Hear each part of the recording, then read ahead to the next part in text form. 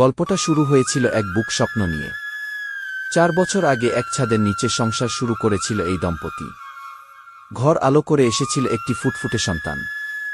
3টি বছর এই সন্তানটিই ছিল মায়ের পৃথিবী। মা আর মেয়ের এই বন্ধন দেখে কেউ কি কখনো ভেবেছিল এই মায়া একদিন তুচ্ছ হয়ে যাবে?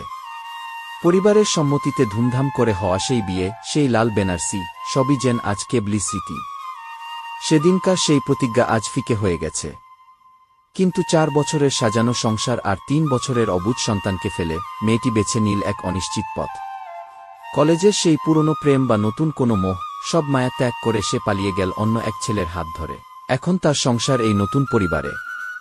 কিন্তু যে সন্তানটি রাতে মায়ের আঁচল ছাড়া ঘুমাতে পারত না, তার কান্না কি এই মায়ের কানে পৌঁছায়? আবেগ কি সত্যিই রক্তের সম্পর্কের চেয়ে বড় হয়ে গেল?